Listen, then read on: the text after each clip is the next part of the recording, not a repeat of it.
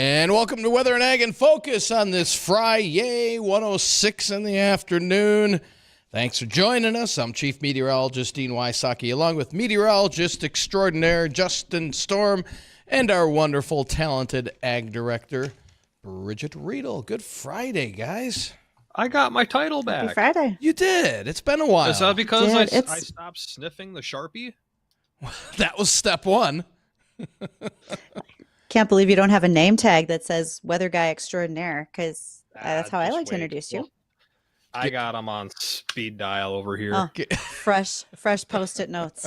Awesome. Yeah, they're all ready to go. Oh, man. Nice. It's Friday, finally. It sure is. I'm glad it's going well. It's been a good week. It's been a rather wet week. There was about 3/4 of an inch of rain here at my place.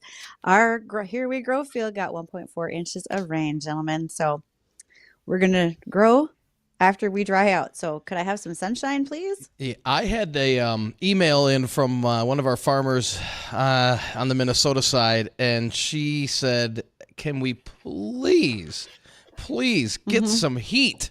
We need growing days, and I think that's kind of what Justin's shaking his head. Maybe not for you, but our farmers need some heating days to really start to pop the crops a little more. And no heat this weekend. No, that's for sure. No, not much heat to start off next week. Yeah, more rain. Yeah, it's how about just even some sunshine?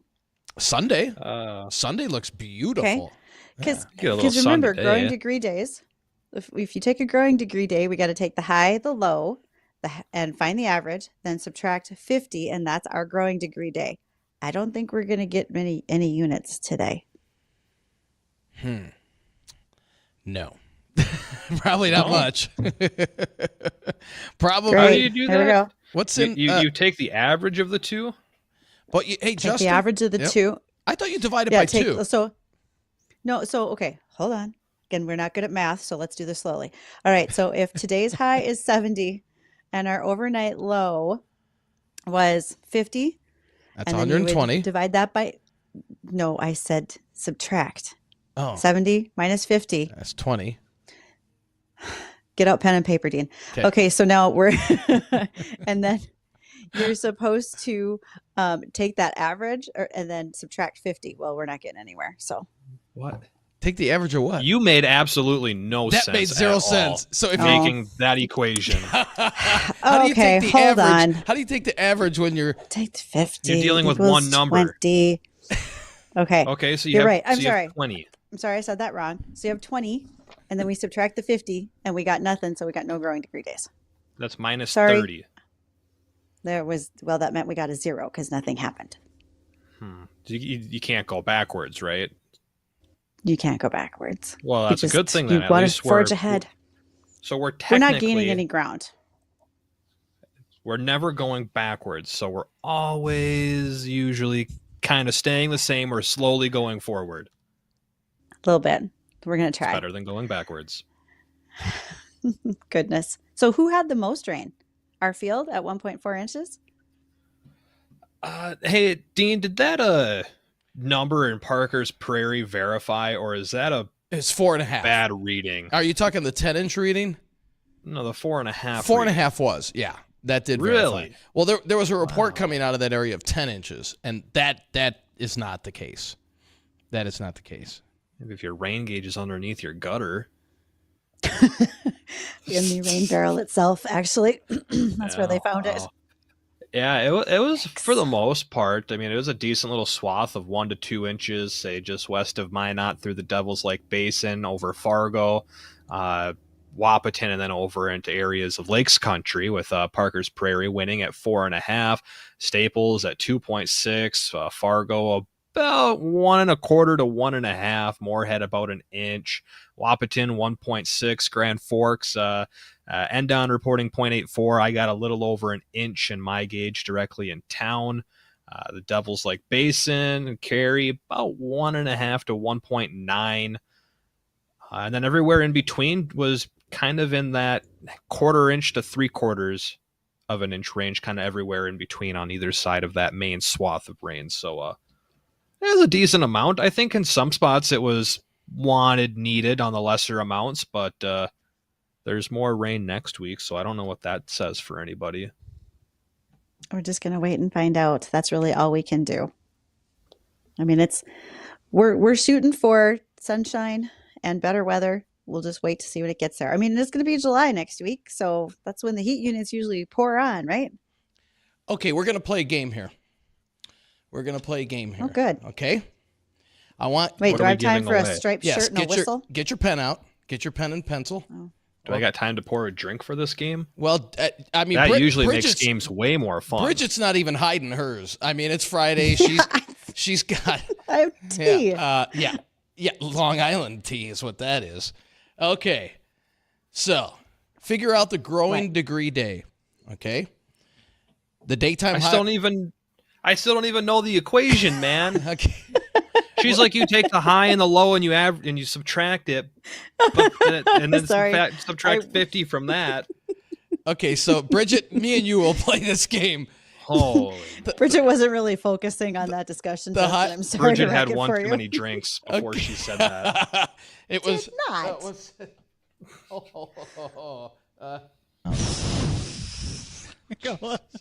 I just thought I'd give you the wind sound effects. I'm here to help. Yes, she is. Okay, a high of 85, a low of 55. What is the growing degree day? We still don't have any. That's fake news. You're high is 85, low is 55. What is the answer? It wouldn't be 0 because it's 20. So here's how it's calculated. You take the max and the min, you add them together. So 85 and 55 is 140. You divide it by 2, which brings it down to 70, and then you subtract 50 from that, which would give us 20.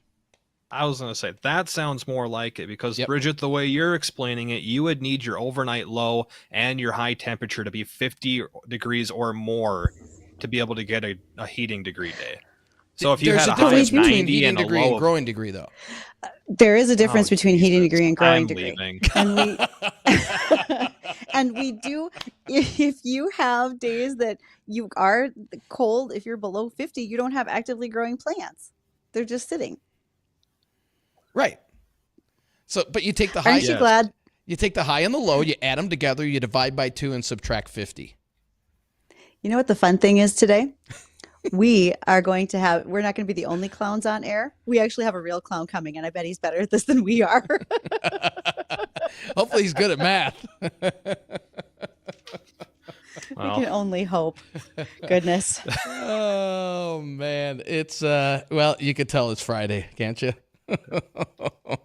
Oh, did we even run down we didn't even run through the forecast. No, we don't need. We already did. It rained and it's going to rain again and it's cold. Okay, all right. With Sunday being the big day of the weekend, highs in the mid 70s. Some spots might get upper 70s, but light winds on Sunday. Tomorrow, just write it off if you're going to be out on the lake or anything. It's going to be too chilly. It's just going to be 60s and breezy and.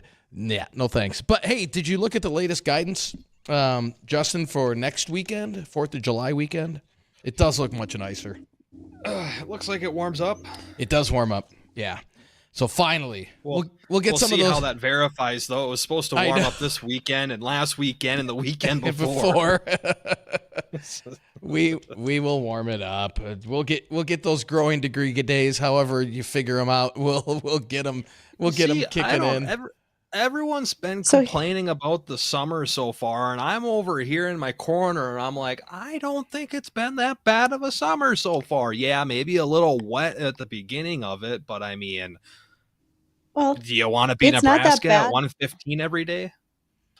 It's not that bad if you're not a corn plant. Corn would like a little less. They would like to grow right now. That'd be awesome. Yeah, for those of you who are worried about if you're worried about your air conditioner bill, it's been excellent. Hasn't been quite that warm. Some of our friends to the south, especially once you get into the south half of South Dakota, those guys, it's been quite warm. And now with all this moisture on top of it, I hate to say it, but there's some states around here that are going to start to smell like a swamp with all the moisture, high humidity, and more heat units that they're going to start to get. So I know we got a caller. We'll get to our caller here in just a sec. What temperature does corn shut off at? If it needs to be so warm Like for too it to be hot? actively growing, at what point is it too hot and growth on corn stops or basically really slows down? Oh, there actually is a temperature for that. All right, hold on. Go get the caller and we'll figure All out. right, we've got Oscar on line one. Oscar, thank you for calling Weather and Ag in Focus. What's on your mind today? Well, your LRC just amazes me. I mean, I've talked to you kids before, and at a young age, we learned how to watch the moon and the sun and the weather, and I can still predict just about any day. I can't predict the temperatures, but anyway, I have a crazy question. Back when I was young, we had a weatherman on WDAY called Dewey Berquist. And Dewey, that was before none of this modern technology came out. You guys remember the flood there in, I think, it's 69. He put the Red River stage within inches, and the Weather Bureau couldn't even come close. Now you have a young guy that's probably ready to retire there, Little Wheeler. You know, that was like button Jeff on the phone, on the radio, on the TV. But does Wheeler believe in this LRC at all, or is he just kind of his old weather deal? There was an article, this was last year, I think, Justin, or maybe the year before, when we first introduced the LRC to the area, that they asked John if he believed in the LRC, and he said he doesn't know enough about it, but he said from what he has seen, it's he does not. We'll just leave it at he does not believe in it, and Okay. that's fine. There's the word is spreading across the U.S. We've actually got a few National Weather Service employees. One is retired, and another one is currently working in the Weather Service that I know. And they said there is something to this, but they just don't know exactly how or how it works. So. Well, like I said, there was me on the road. I am fascinated. Of course, summer's not so much, but in the wintertime, I mean, I pay attention where I'm going, what I'm going to have for weather. But you guys have been able to pinpoint it so close. And like I say, Wheeler's always done a good job because he had a big pair of shoes to fill when he started there, and, right. And I admire him too. But that was kind of my question for today. And tell what's her name, corn on a 75-degree night with 80% humidity, you can go on that cornfield and you can hear that corn stretching out. That's an ideal 75 degrees is when I was a kid growing up, that's when Grandpa would say, yep, 75 degrees, and it's going to be a little miserable in the house, but you can go out here and watch that corn grow.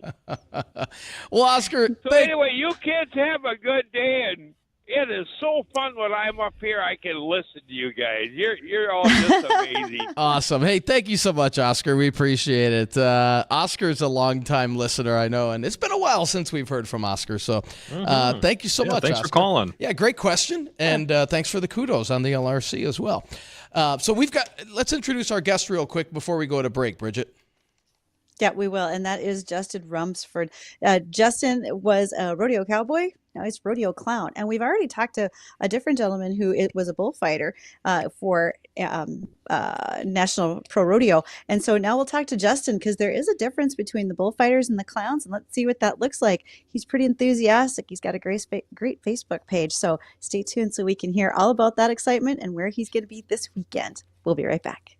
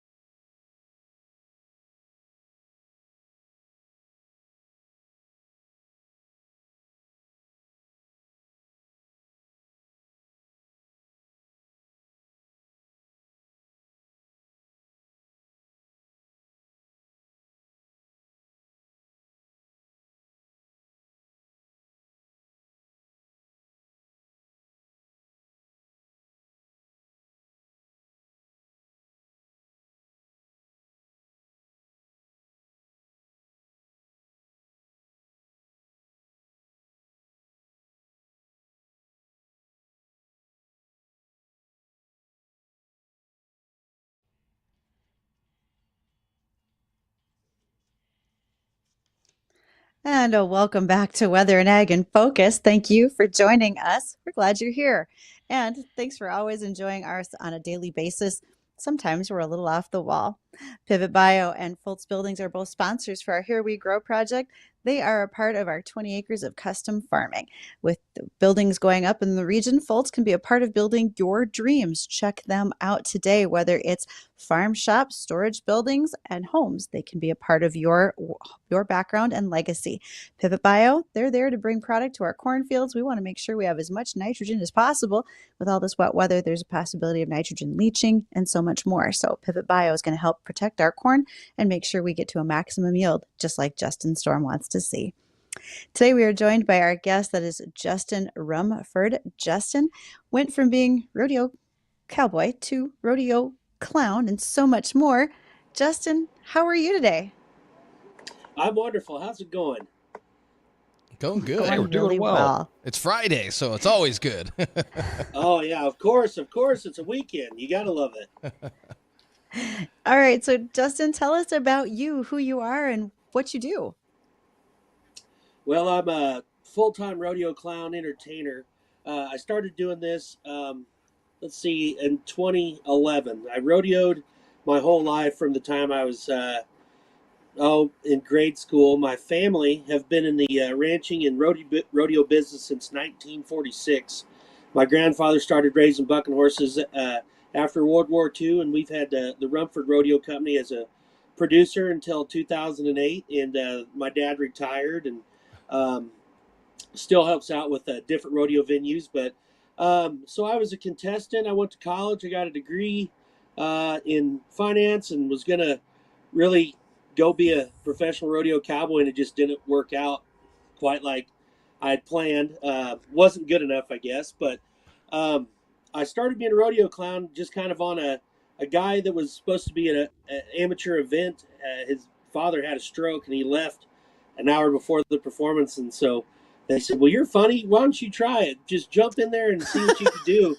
And I did it, and they give me a big check, and I was like, wow, this is a thing. Like, people pay this. And so I did some more research in it, and I sure enough, it's a pretty good deal. So I decided I'd start, and I made a bunch of phone calls from people I knew. And in 2010, I had 40 performances. In 2011, I had 100. In 2012, I had 185. So it happened Holy really cow. quick. And yeah, it's been a whirlwind, but it's been great. It's been great, and we rodeo full time. I have 10-year-old triplets that we homeschool. They go with us on the road, and we're in Utah right now.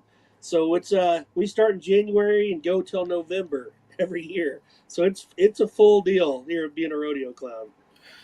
So are you going with a specific rodeo, or are you bouncing around between different ones and circuits?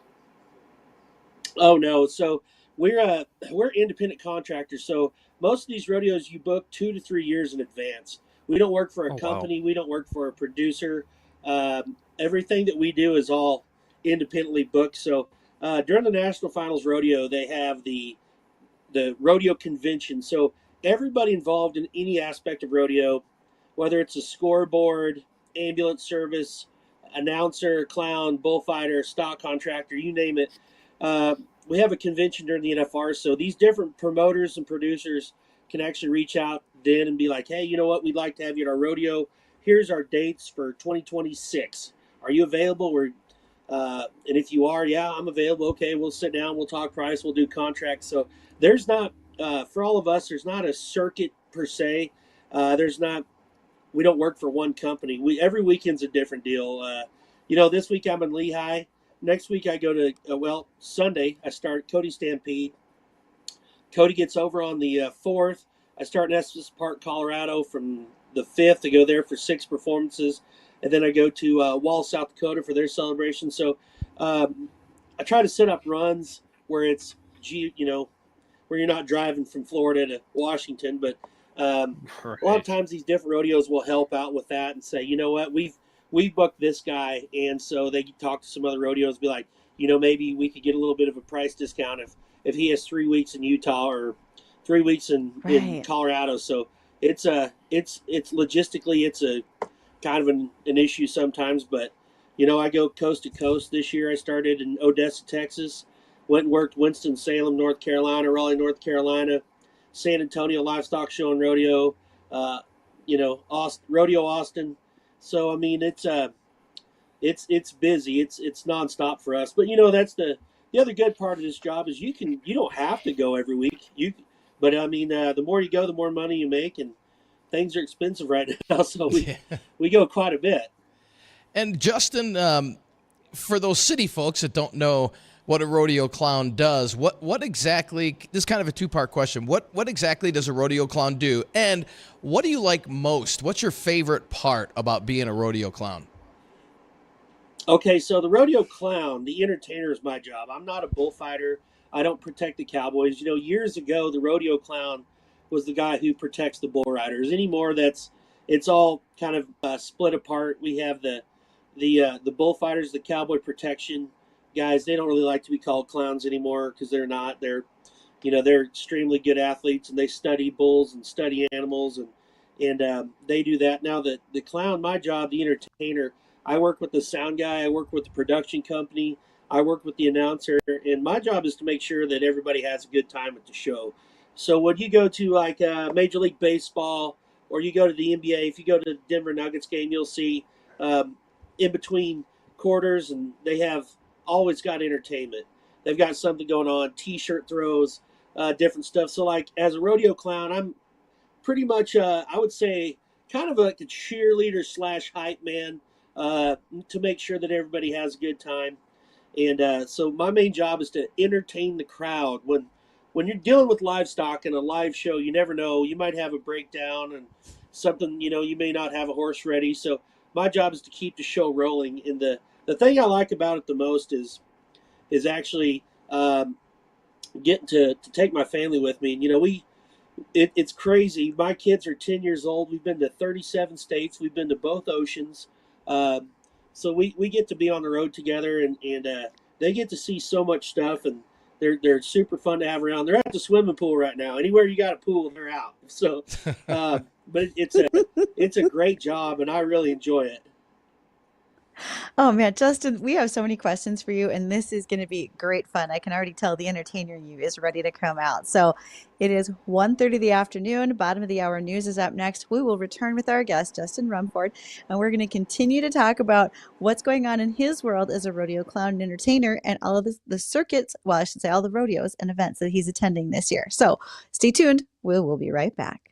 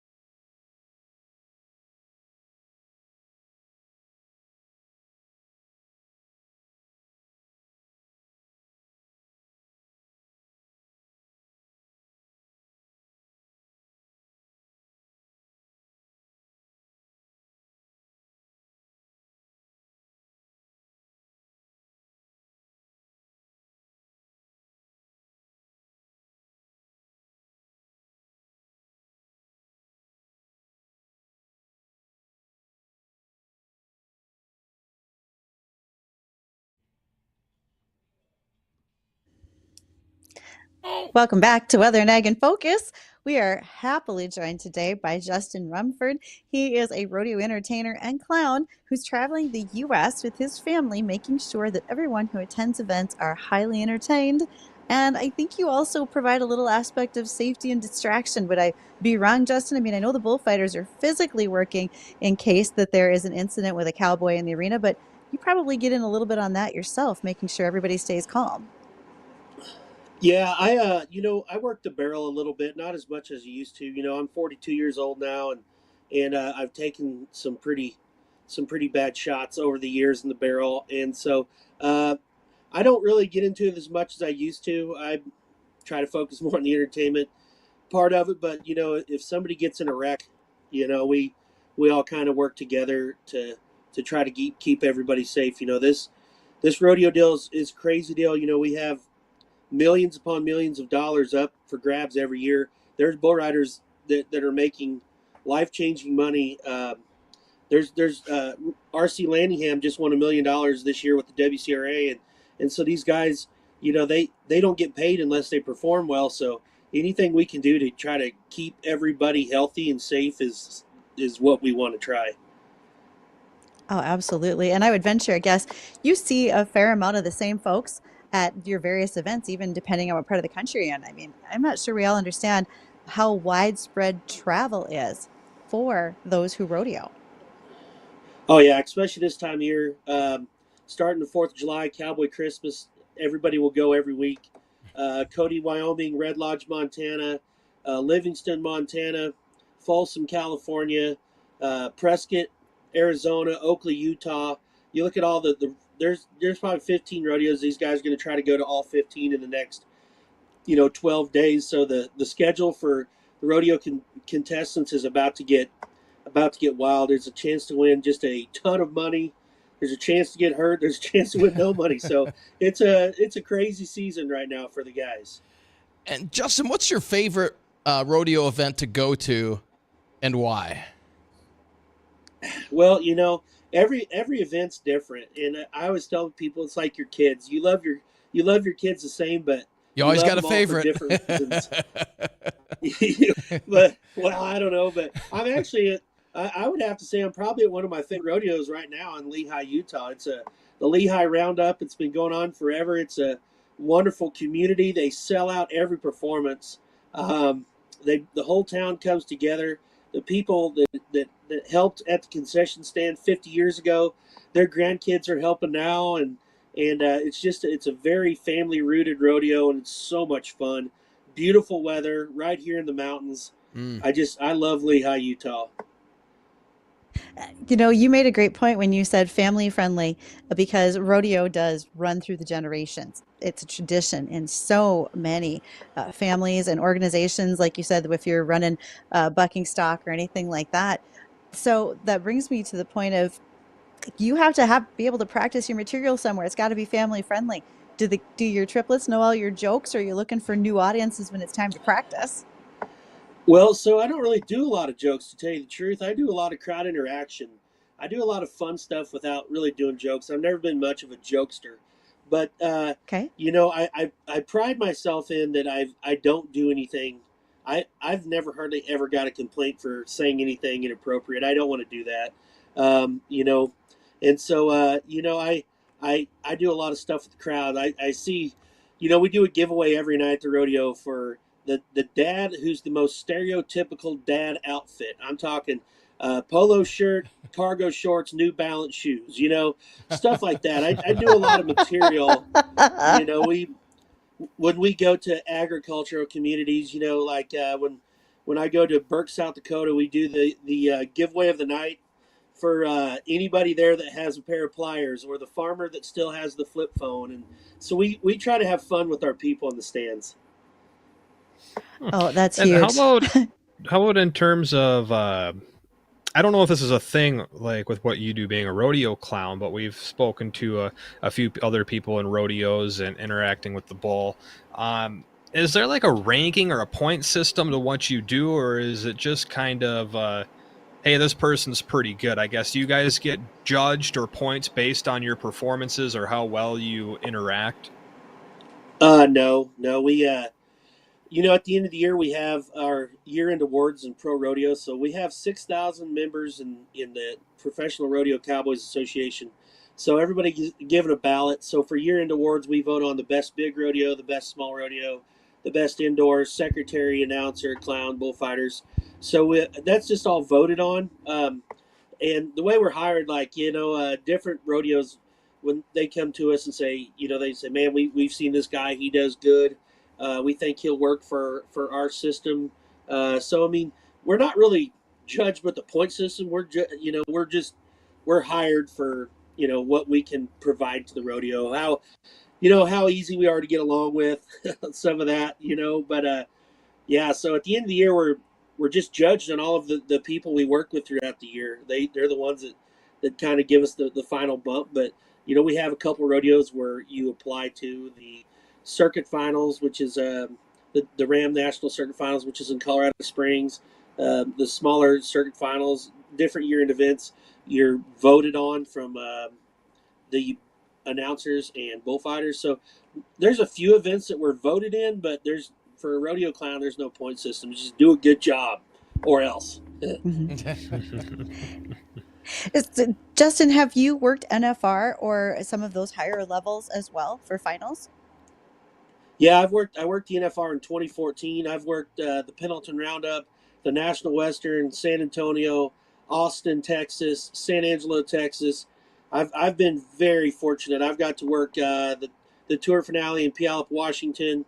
I've got to work all the big ones. I worked the NFR one time. I applied for it, 2014, and I did it. It was fun, but I also had a job, which a little bit different. But in 2015, I got approached from the people that own Boyd Gaming, and Boyd Gaming is one of the largest entertainment venues as far as they have 13 casinos in Las Vegas, and they own Kansas Star Casino. They own Sam's Town in Tunica, Mississippi.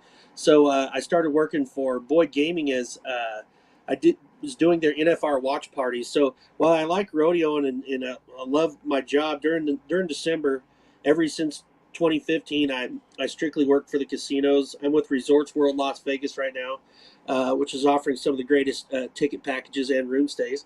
Be sure to check them out, resortsworld.com. But I host a watch party there. We have an after party. We've got great bands. Last year after the national finals over, and I host everything. We had Josh Abbott band. The year before last, we had Lainey Wilson. We've had Casey Donahue. So during the NFR, as much as I'd like to be a rodeo clown, by the time December comes, it's fun to do something different. And I've made I've worked really hard, and I've made some really good connections, and I have some great people in Las Vegas that I get to work with because, I don't want to do this. I love it for now, but I don't want to do this forever. At some point, I want to do something else, and my mom and dad paid a lot of money for my degree, and want me to use it someday. I like the diversity, though, just all the different things that you do. And nobody says you got to stay in the same job for 30 years, right, Justin? Yeah, that's right. For sure. I thought you were talking to me for a second, I guess. Oh, yeah, other Justin. Hey, I'm not referring to Justin 1 or Justin 2 at this point. We're not going to go that far. But to our guest, Justin, when you think about the size of some of the crowds that you've worked with, I've been to Houston to the stock show. Those are gigantic. What's like the longest run in one spot for an event and some of the size and volume of people attending? Well, so like Denver, so the National Western Stock Show and Rodeo, it's 26 performances in 16 days. So on Saturdays during the National Western, we rodeo at 11:30, 3:30, and 8. 3 performances daily, about 2 every other day. That's a lot. I go to San Antonio for 22 days at the it used to be the AT&T Center. Now it's Frost Bank Center where the Spurs play. So we're there for 22 days. We do 3 weeks in Angelo. So, San Antonio is also one of my absolute favorites. San Antonio Stock Show and Rodeo. They average 22,000 people a performance. And it's an amazing venue. It does a lot for agriculture. It gives millions of dollars back to the kids every year in Texas. And, Rodeo Austin does that too. A lot of people don't understand. the economic impact that these big rodeos are doing for the youth. I'm a big supporter of agriculture.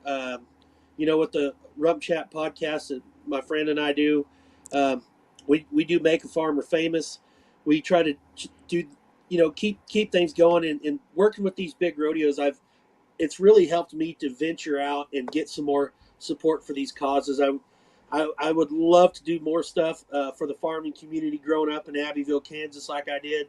Um, it's a crazy deal now, and I know you guys all know this, but you know what? 3% feeds the rest, and so dealing with these big rodeo crowds, it's a way that we can get them to come to the rodeo, have a good time, and get more people aware of agriculture and animals and what we want to do, and how important it is every day to support agriculture. And go ahead, Bridgette. No, I think we're going to ask the same question, Dean, Right. so feel free to jump in. No, I was going to ask you about your. You said something earlier about you had a podcast. Tell us a little bit about that. Yeah, so it's a Rump Chat, RUMPCHAT Rump Chat podcast.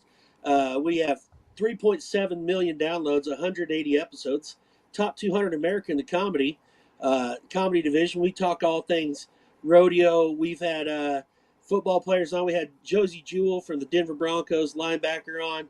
We've had Hall of Famer Bob Tallman. We've had bull rider J.B. Mooney.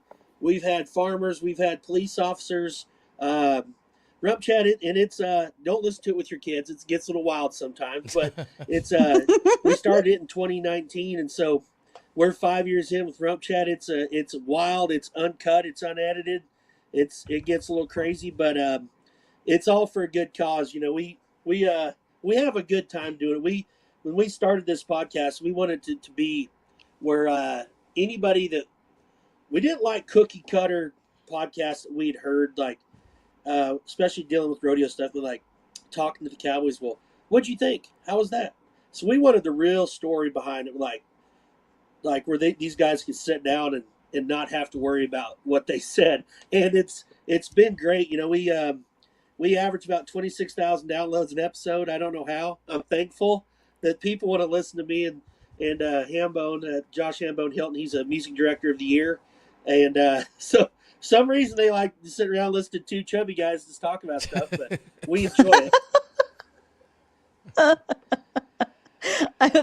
That's the best definition I could have heard. So okay, but Yes, honestly, for sure. you don't ever think that, because I know that when you're working the arena in the crowd, you have to be the most agile guy there, both by physicalness and as well as as quick-witted as you possibly can be. So, Justin, where are you going to be up next? Where would people find you this next couple of weeks as you travel around?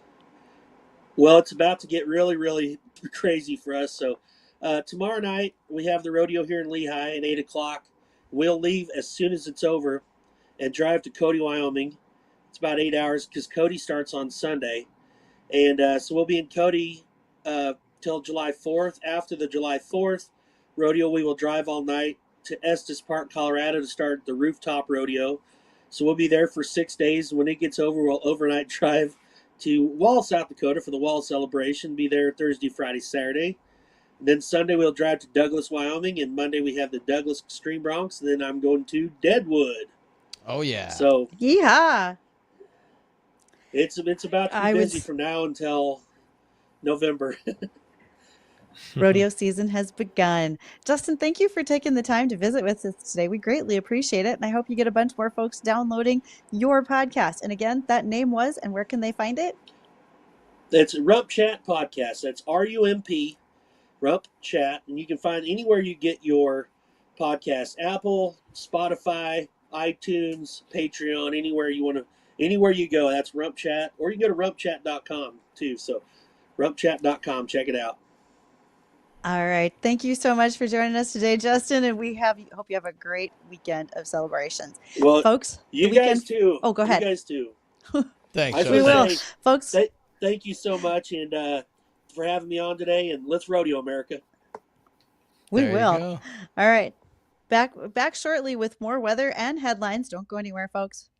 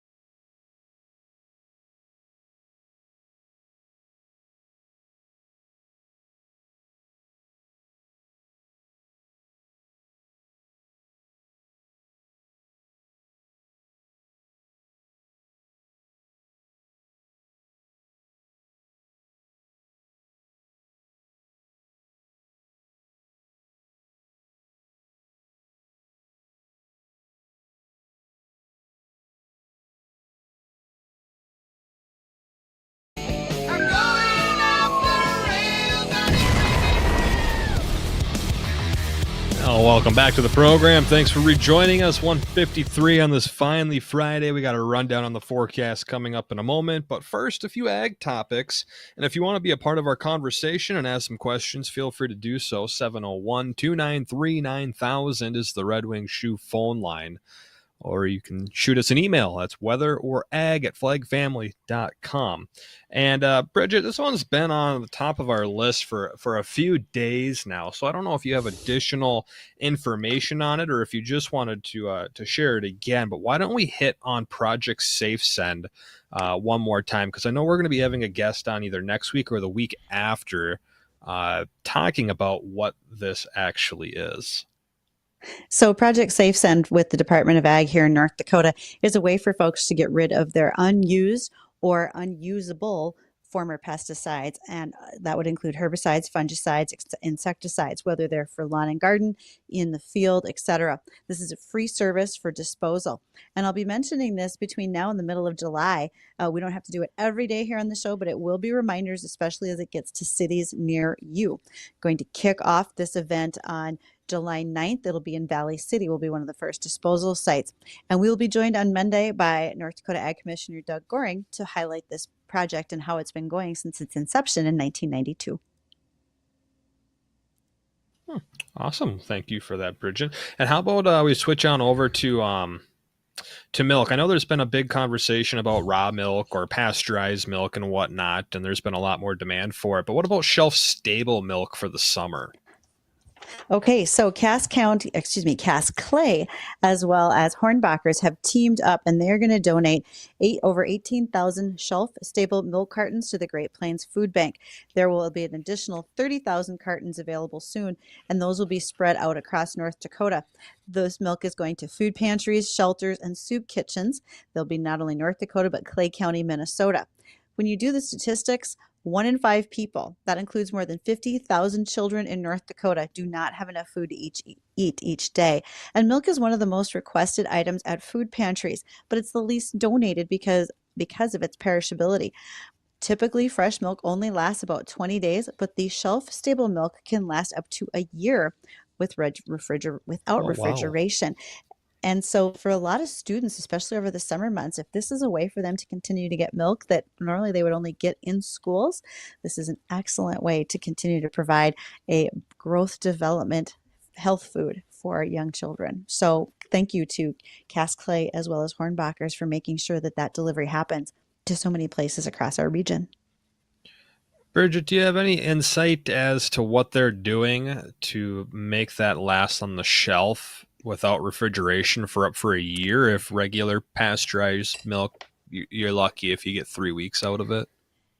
So without going and looking up more details, it has to do with the pasteurization that they're doing with it. But it's not the first time we've heard this discussion that you can have milk that lasts longer in that shelf-stable capacity. So it's not dry milk. I did have that question this morning. It's also not evaporated milk that you would see in cans. This is truly milk that we would normally see in the refrigerated section. But thanks to new technology, we're able to extend that shelf life and be able to use it in a lot of other places as well.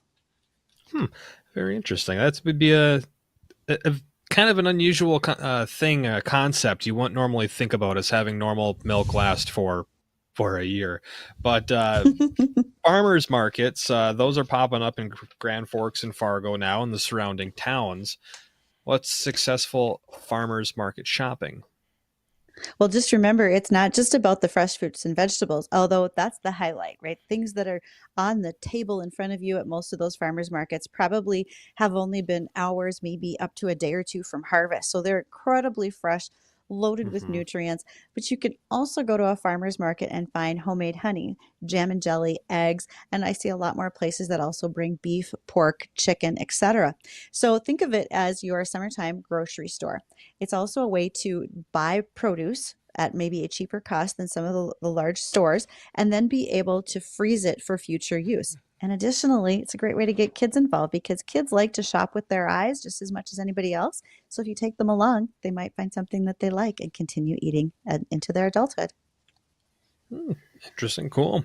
Well, that's going to wrap it up for the show today. Thanks, everyone, for joining us on a Finally Friday. We're hopefully back on Monday from 1 to 2 o'clock in the afternoon. Of course. Hopefully, man, you can never guarantee anything. Come on. Get hit by an asteroid on Sunday. You never know. Okay. And there's the asteroid. Everyone have a great weekend.